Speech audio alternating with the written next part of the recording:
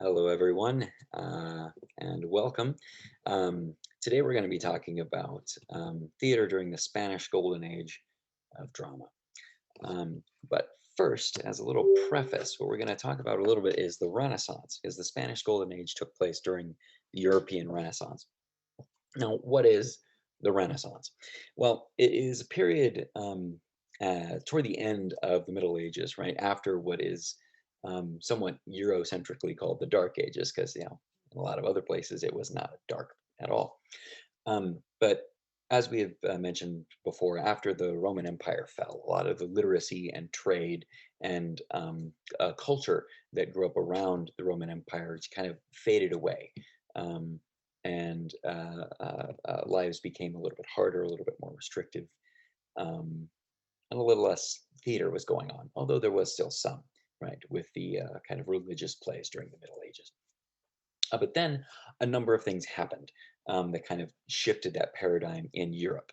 Right, there was a rediscovery of classical Greek text preserved in the East, including Aristotle, Plato, and others. That their philosophy was uh, developed further by people like Averroes and Avicenna, but it was rediscovered, as it were, in Europe. In 1439, Johannes Gutenberg invented the printing press, which meant that various texts could be distributed on a large scale. If we remember, literacy was not very high in the Middle Ages, but during the Renaissance, that it became more widespread. Normal people, common people, knowing how to read. In 1517, Martin Luther, who was a German monk, he nailed a list of 95 things that he was complaining about the Catholic Church to a church door in Wittenberg, Germany, what is today Germany, right? Which helped jumpstart, right, what is called the Protestant Reformation, right, which was another kind of way that you're kind of questioning the received kind of religious hierarchy, right? And so there was a little bit more of a questioning in the Renaissance of why are things the way they are? Could they be better? Could they be focused more on the common people? Um, and also what in Europe they called, right, the age of exploration. Of course, they never actually went anywhere that was not explored before. Um, but for Europeans' eyes, the world was opening up. There was more possibility in the world. Capitalism also rose.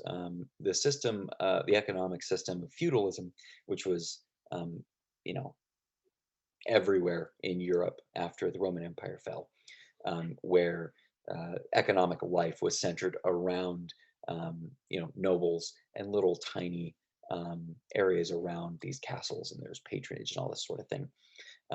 But it later became, because of capitalism, where people who owned who had a lot of money could invest and then own what these the production of these various people, which was different than the noble owning it, right? And also the Black Plague killed a third of Europe. So all of these began to shift focus, people's attention on the current life in this world, um, relative to what before was the focus was really on the next life, right? If we remember, a lot of the dramas during the Middle Ages were, religious, right? They were very much focused on um, even if they were not directly focused on what happens in the next life, they were focused on how should we act now to get these rewards in next life. um, in arguably the most famous play ever written, Hamlet, by good old Shakespeare, we'll get to him next time. Um, but Hamlet speaks, "What a piece of work is man! How noble in reason, how infinite in faculty, in form and moving, how express and admirable, in action, how like an angel, in apprehension, how like a god. The beauty of this world, or sorry, the beauty of the world, the paragon of animals, and yet to me, what is this quintessence of dust?" Right? And so even in here, you can see in Hamlet's speech a little bit of admiration for people as animals, and yet um, firmly rooting them, this quintessence of dust, this quintessential um, form of nothing, right? Of dust. So let's go to Spain. The reason we're going to Spain um, is because largely because Spanish drama is the most closely connected to medieval drama in a number of different ways. Now, what was going on in the Iberian Peninsula um, during the Renaissance, right? So the Spanish Inquisition, which was started in 1478, it was a way to it was essentially religious persecution, right, of people who they did not think were being sufficiently Christian enough because other religious groups were taxed, and so they were persecuting people who claimed that they were Christians, who the state, didn't think was the they didn't think were really meaning it, and so there was, torture, executions, right, a lot of this um, terrible stuff. The Granada War from 1482 to 1491 expelled the last uh, uh, Muslim rule from the Iberian Peninsula for a very long time. Most of what is today Spain and Portugal was under Muslim rule, the Moors, a place called Al Andalus. Right, and incidentally, under Islamic rule, Christians and a large population of Jews were also relatively free to practice their religions. There was a tax involved, um, which, some scholars say is a little bit like, okay, this is you paying us, and we will then, in response, give you the freedom to worship the way you please. But other scholars say it was kind of a monetary symbol of subjugation. But either way, they were Christians and Jews were free to practice their religions under Muslim rule for a long time, but the Granada War pushed the last Muslims out, at least the last Muslim rule out of the Iberian Peninsula. The Alhambra Decree in 1492, um, Ferdinand and Isabella made it a rule that all Jewish people had to leave Spain. Um, and yes, that Ferdinand and that Isabella, the same ones who bankrolled Christopher Columbus's journey across the Atlantic Ocean. And when Spain had a whole bunch of this money, right? They had Isabella and Ferdinand, among others, who were willing to bankroll um, trips, right, of exploration. And so you get people like Juan Ponce de Leon landing in what is today Florida, Hernando Cortez landing in what is today Mexico in 1519, Francisco Pizarro in Peru, Hernando de Soto along the Mississippi River, Francisco Coronado in Texas and New Mexico, right? During this time, during these, 30, 40 years even, a whole bunch of Spanish ships went across the Atlantic Ocean to what was, again, then to them, the New World, right? And this also meant that their navy was getting very good, right? Because you have to have a good navy to protect all these ships. And so Spain is getting very rich and also religiously unified, right? It becomes essentially the dominant sea power um, in the Atlantic Ocean. And this continues until the defeat of the Spanish Armada in 1588 by England. But so this is kind of, and so the Spanish Golden Age of drama comes out of this religious, cultural unification of Spain because they kicked everyone else out, and also this wealth that was generated. So the Spanish Golden Age of theater was roughly from 1590 to 1681. The rulers of Spain were of this uh, uh, family, this kind of pan-European dynasty called the Habsburgs, who had family members who ruled in various places, Austria or Spain or France even. And the Habsburgs, most of the places that they ruled were relatively kind of culturally conservative and very kind of Christian in that way. But the Habsburg rulers of Spain were patrons of the arts, right? They did bankroll a lot of um, I've used the word bankroll a lot, but they did fund a lot of arts in Spain. All arts flourished: sculpture, poetry, painting, architecture, novels. So this wasn't only a golden age of theater, this was a golden age in Spain of all sorts of art. The volume of artistic output was incredible, even surpassing England. And theater was actually popular with a whole bunch of classes, rich, poor alike, because the poor were able to go see theater because they didn't have to be the only ones supporting it financially. Now, um, there were relatively conservative themes in a lot of Spanish drama, right? Honor, God, right and wrong, chastity, marriage. A lot of these sort of culturally conservative values were very much put forward in Spanish Golden Age drama. And in Spain, religious dramas were performed alongside secular. Unlike most of Europe, where there was a clear dividing line between the two, in Spain there wasn't as much, which you can kind of remember from medieval drama was somewhat similar, right? And one of the reasons why this might be is because a lot of the secular dramas in Spain also had moralizing, didactic messages, right? And so they fit very nicely in with the expressly religious ones too. Now, theater companies in Spain had to be licensed by the state, and you do see this a lot of state interference in the artistic um, life. And women were licensed to perform in the theater in 1578. However, 21 years later, it was restricted to women who were married to other company members, right? So women could act, but only if they were married to a man who was also in the same company, right? Because uh, romantic relationships and sex outside of marriage is bad, but only let's blame the women, right? And do that. So there were these plays called auto sacramentales, right, which were more expressly religious um, forms of Spanish drama. What they were is imagine a festival, right, a Christian festival where there is kind of a parade, a festival parade going through town that's leading to the church. Um, but at the very end, right, there was this stage, essentially this float, right, at the end of this parade where there was a drama taking place, right, on this stage. Um, and these plays were written by playwrights. They were not written by the clergy, and just like you remember the mystery plays, they were put on at great expense by the town themselves. These were still popular in Spain until the 17th century.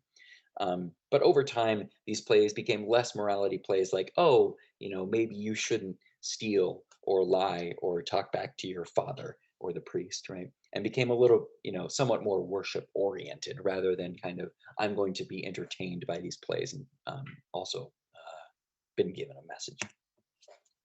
Now, there's this other more secular form of theater called Nueva Comedia, right, or New Comedy. It was pioneered by Lope de Vega and adopted a little bit by this other fellow, Calderon de la Barca. Now, when it says New Comedy, it doesn't necessarily mean ha-ha comedy. It more means kind of drama in general, comedia, comedy. It was a mixture. There was tragic elements, there was comic elements. Um, and you'll see this in Spain. A lot of the genres kind of blended together, right? So there was high art, low art mixing in with tragedy and comedy mixing in secular and religious, all kind of jumbled up. Um, Now, Nueva Comedia was written in verse, which means it was poetry, right? Verse is spoken poetry, although different meters within a play were used depending on what kind of speech it was, right? You might use a shorter meter for more kind of back and forth banter, a longer, more flowing epic meter, right, for monologues or narration. Now, if you remember a little bit from Aristotle, Aristotle liked to have kind of essentially one plot. Liked to have this one plot because he didn't like subplots. He wanted it to take place generally over one period of time because then it's kind of more than one plot if it's not over one period of time, and he liked it in one place. Nueva Comedia did not observe these classical unities, unlike later on in France. We'll get to that. And they had three acts instead of five. And again, themes of honor, love, more honor, do the right thing, pay your taxes, listen to your dad, all these sorts of things, and avenge him. Now, this fellow, Lope de Vega, 1562 to 1635, now, he was prolific. One of the things about the Spanish Golden Age is that there was an immense output, right? People were churning out plays and sonnets and novels and everything, right? Which meant the average quality was not super high, but there were certainly a lot of examples of very good drama. So this fella, Lope de Vega, wrote three novels, four novellas, nine poems, epic poems, 500 plays, and 9,000 sonnets. I don't think he ever put a pen down. But he, because he wrote 500 plays, he honed Nueva Comedia from these different strands of theater coming out of medieval Spain, right? Took the moralizing um, from the morality plays, right? He took um, talking about kind of common people, right, from these comedic troupes that were going out of even Roman comedy. Right? His most celebrated plays were called Capa y Espada, or Cloak and Dagger plays that were dealing with, again, intrigue, lovers, and honor. Usually they ended with some sort of duel or a threat of a duel and someone dying to save family face or uh, to reclaim family honor because their sister went off and had sex with somebody or something like that, right? It's very kind of patriarchal in that way. But Lope de Vega is more interested in entertainment than moralizing. It was plot focused rather than character focused. These were not deep character studies. These were, hey, let's see what happens when when this happens and this happens and this happens. Not kind of, oh, this thing happens and then let's really get into this person's character. His plays had a lot of plots interwoven, right? And he was very skilled at plotting and spontaneity. Now, when I personally think of Capa y Espada, right, these kind of cloak and dagger, it was hard for me to wrap my head around until I remembered Inigo Montoya, right? And I, if you have not seen The Princess Bride, do it. It's obviously not a requirement for this class that you see that, but I can imagine many, many Capa y Espada plays having some form of, hello, my name is Inigo Montoya. You killed my father, prepare to die, right? Avenging something that has happened to reclaim some sort of family honor. Now, the first playwright on this side of the Atlantic we're going to talk about is Sor Juana Inés de la Cruz from 1651 to 1695. She was a Mexican nun, although she became a nun because that was like the only way that a woman could get an education, right? Was to become a nun. And she wrote a lot of plays, also poems, music. She did, however, she was kind of considered to be almost a proto-feminist in some ways, right? She wrote these plays that did have to do with two groups of lovers who couldn't get together. However, her plays focused a little bit more on the women being active, right, and being protagonists and having strong wills and opinions of their own, and not just kind of ancillary to the menfolk. And she was condemned by a bishop of Puebla for her criticism of misogyny. But you know, good old nuns. Then we get to this fellow. Pedro Calderón de la Barca y Barreda González de Henao Ruiz de Blasco y Riaño, or Calderón de la Barca. Right? This fella wrote a lot of plays. He wrote a lot of auto sacramentales, right? Remember the plays that were on the float at the end of the religious parade. But he became a priest at 51. His plays, in comparison to Lope de Vega, were a little bit more deep, epic, moral. They were a little bit more character studies, right? And a little more philosophical, right? Um, Instead of necessarily moral, right? Asked why should you do something instead of what should you do, right? His plays deal with clashing with instinct versus reason, will versus understanding, and that kind of thing.